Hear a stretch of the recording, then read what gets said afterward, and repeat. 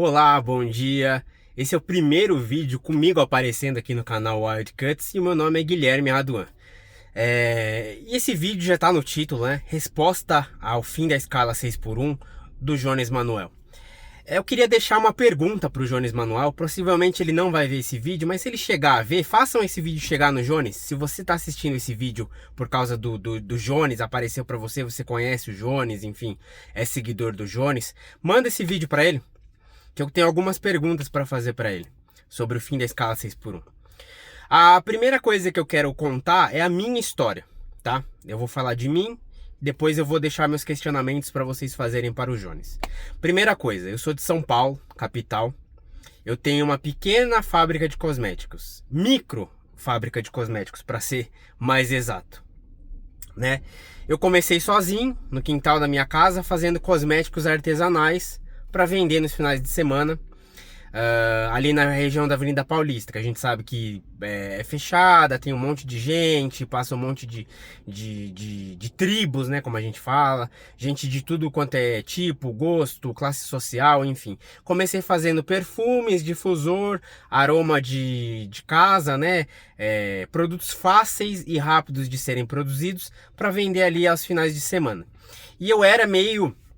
Nesse período, eu era um pouco de esquerda por causa da escola. A escola tinha muitos professores de história que eu gostava, de geografia, que tinham essa visão de esquerda, progressista, não sei o que, faziam greves. Então, eu era meio de esquerda por causa disso e eu acreditava que isso era o bom, o melhor. Pois bem, comecei a fazer meus cosméticos artesanais, blá blá blá blá blá, blá vender, até que um certo dia... como eu deixo as informações no rótulo de onde é fabricado, o endereço eu colocava o endereço da minha casa, né? Certo dia, me bate a fiscalização da Anvisa lá na minha casa. Oi, tudo bem? Aqui é a empresa de cosméticos do senhor Guilherme, não sei o quê? Sim, aqui.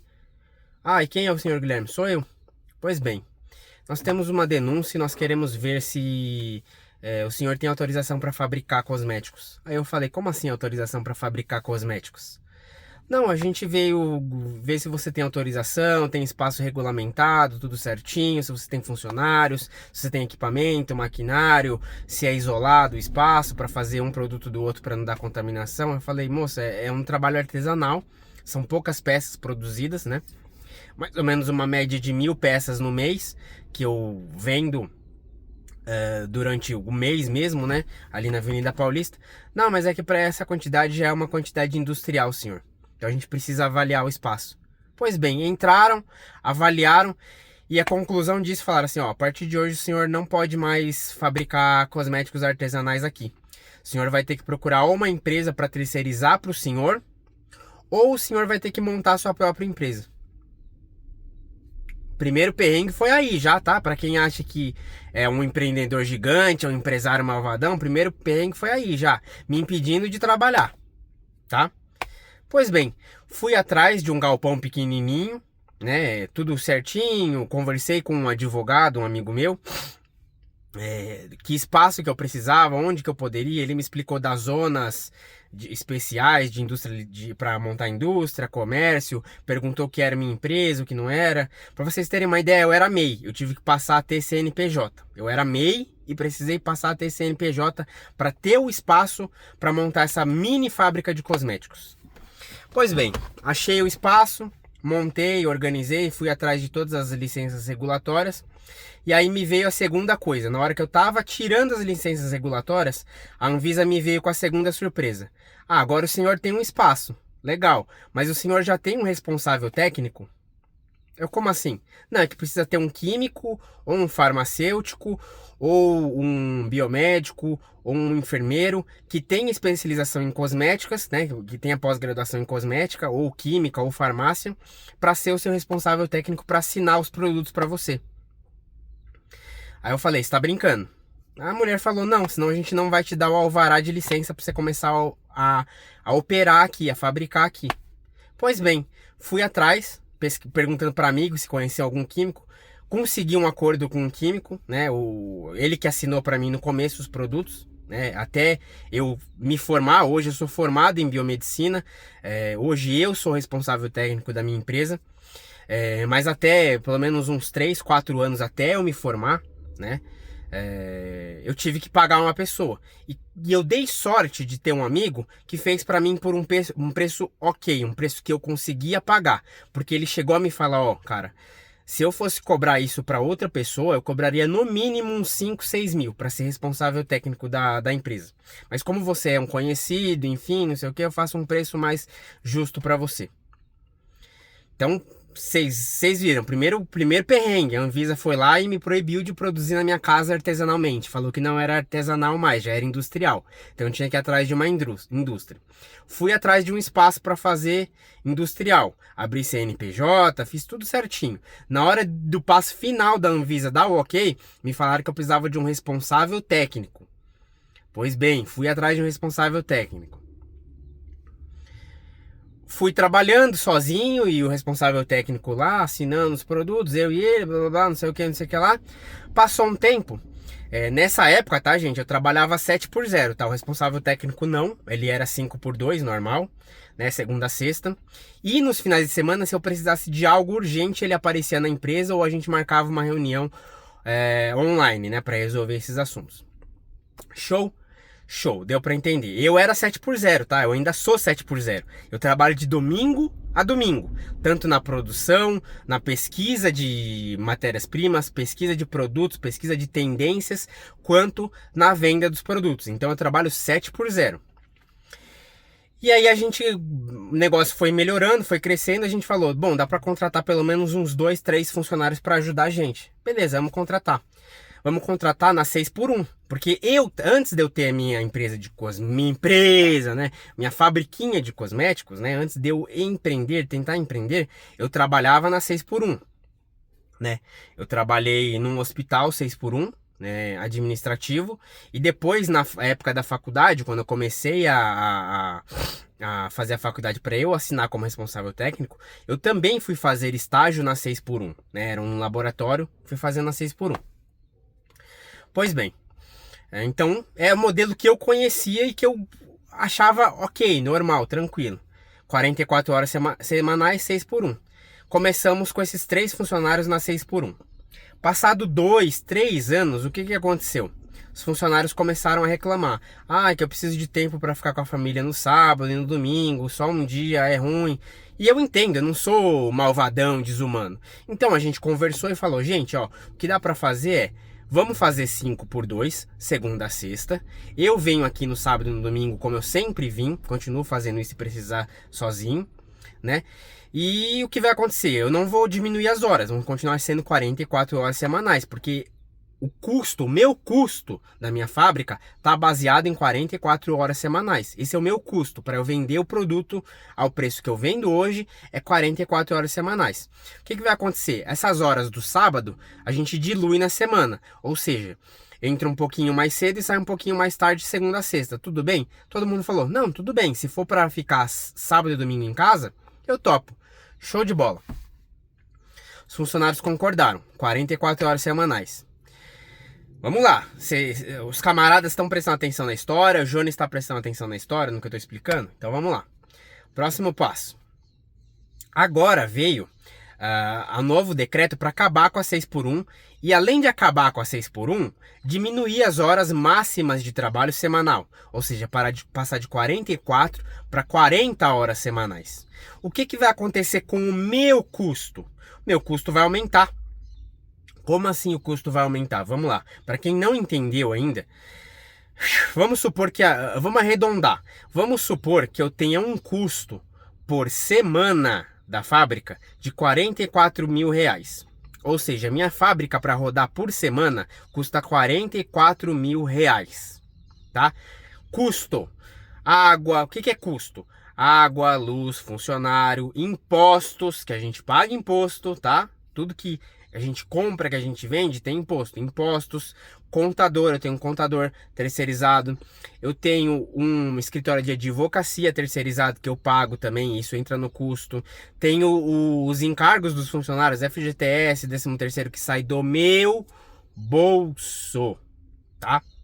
Sai do meu custos e encargos dos funcionários que não estão já calculados. O que está calculado do funcionário? FGTS, 13º e férias. O imposto que o patrão paga, o imposto patronal, isso sai do meu bolso. Então tá no custo também da empresa. Show, show. Então vamos supor que todos os meus custos, né, matéria-prima também para fazer determinado produto, não sei o que lá, todos os meus custos estejam atrelados. Outros custos que eu também coloco que as pessoas não pensam, né, que você quando você está trabalhando numa empresa você não pensa eu coloco o custo dos computadores que tem lá, dos celulares. A gente trabalha com celular, eu trabalho com celular e tenho mais 2 funcionários que trabalham com celular 24 horas por dia não, mas eles precisam do celular para trabalhar. Então o custo do celular tá no custo ali embutido. Por quê? Se quebra o computador, se quebra o celular, tem que ter de onde tirar o dinheiro. Não pode, putz, quebrou, não tem como arrumar. Não, a gente precisa disso para trabalhar, é uma ferramenta de trabalho. Então isso entra no nosso custo. Então, resumindo, vamos supor que o meu custo semana seja de 44 mil reais. Então, e eu trabalho 44 horas por semana, segunda a sexta. Então, dividindo 44 mil por 44, dá R$1.000. Conta fácil e simples de todo mundo entender. Então, o meu custo por hora da empresa é R$1.000. Então, minha empresa custa R$1.000 por hora. Né? Isso é fictício. Muita gente fala, isso é absurdo. Não, é um número fictício para ficar mais fácil. Tá bom, vamos supor que o meu custo por hora seja de R$100. Ou seja, o meu custo por semana, minha fábrica por semana, se eu trabalho 44 horas, custa 100 vezes 44, R$4.400 por semana. É isso que custa a minha fábrica por semana. Vamos colocar 4.400 que fica um valor mais plausível. 4.400 é o que a minha fábrica custa para colocar ela para funcionar, tá? Ou seja, o que é o custo por hora, gente? Meu custo por hora é de R$100. O que é o custo por hora? O custo por hora é, se eu trabalhar ou se eu não trabalhar, naquela hora, isso já me custou R$100. O custo vai entrar na minha empresa, independente de eu trabalhar ou não trabalhar, de eu produzir ou não produzir. Então, o meu custo por hora é de R$100, ok? Ok. Compreendido essa parte, entendido essa parte, o que vai acontecer agora? Uma pergunta simples. O que vai acontecer agora quando eu tiver que reduzir as horas semanais? Ou seja, não posso mais trabalhar essas 4 horas a mais. Ou seja, o dinheiro que eu tinha que fazer em 44 horas, eu tenho que fazer, ou seja, eu tenho que fazer no mínimo em 44 horas por semana, R$4.400 para cobrir os custos. Para cobrir os custos, não ter lucro nenhum, eu não tenho lucro. Se eu ganhar R$4.400 numa semana com a empresa, eu estou cobrindo os meus custos. Eu não estou tendo lucro e nem perda. Eu estou no 0 a 0, ok? Então, eu preciso fazer R$4.400 em 44 horas, certo? Certo. O que acontece quando as 44 horas passam para 40 horas semanais? O meu custo diminui? Não. Por quê? Porque funcionário eu não posso diminuir salário de funcionário. Eu posso demitir funcionário? Posso, mas eu não vou fazer demissão de funcionários, porque eu acho uma sacanagem. Eu posso diminuir o preço dos meus produtos? Sim e não. Por que sim e não? Sim, porém meu lucro, minha margem de lucro vai ser baixa e eu já trabalho hoje com uma margem de lucro de 20%. Tá? Minha margem de lucro sobre todos os produtos que eu vendo é de 20%, tá? Porque eu tô começando, então eu quero competir no mercado. Então é 20% minha margem de lucro. Eu posso abaixar para 15, para 10? Posso. Porém, isso vai travar o crescimento da minha empresa. E o que isso impacta lá na frente? Funcionário vai pedir aumento no final do ano? Eu não vou ter como dar, porque meu lucro já vai estar lá embaixo. Funcionário vai pedir folgas remuneradas, eu não vou ter como dar muitas folgas remuneradas. Vocês entendem? É isso que vai impactar diretamente. O funcionário vai querer um benefício a mais. Aumenta o VR, aumenta o VA, aumenta não sei o que, não sei o que lá. Eu não vou conseguir fazer esse aumento, porque isso está impactado no meu lucro, que eu tive que diminuir meu lucro. Vocês entenderam isso? Vocês estão entendendo isso? É difícil de entender? Tá muito explicativo, tá muito... Nossa, meu Deus, é muita conta. Essas são as contas que eu tenho que fazer todos os dias para fazer minha empresa continuar rodando, para eu não quebrar. E quando uma empresa quebra, abre decreta falência, todos os funcionários são demitidos automaticamente, eles não recebem nada, tá, pessoal? Não é assim, ah não, a empresa quebrou, eu vou receber tudo. Você não recebe nada, tá? Se a empresa quebrou e ela deu como entrada na justiça que ela quebrou e provou que ela quebrou, você não recebe nada. Nada. Nada, ok? Ok. Então, pois bem, vamos lá. Voltando a falar dos custos, né?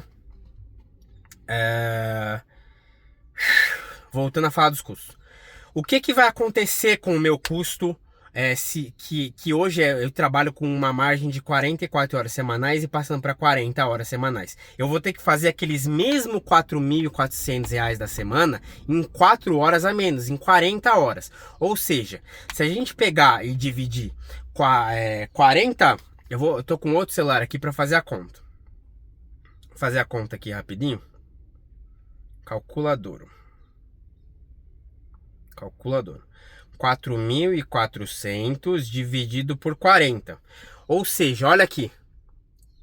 O meu custo que era de 100 reais por hora, passa agora a ser a de 110 reais por hora. Eu tenho que fazer 10% a mais de trabalho, de lucro. Eu tenho que fazer 10% a mais de produção naquela hora do que eu fazia antes.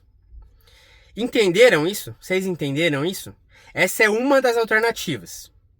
A outra alternativa que é a mais fácil de fazer, sem um estudo, sem, margem para me adaptar, para não sei o que lá, que é o que a maioria das pequenas empresas vão fazer, não só a minha de cosméticos, o salão de beleza que você frequenta, o mercadinho pequeno que você frequenta, não falando do mercado grande, tô falando do mercado de bairro que você frequenta, a padaria de bairro que você frequenta, a oficina mecânica de bairro que você frequenta, o comércio de bairro que você frequenta, a lojinha de roupa.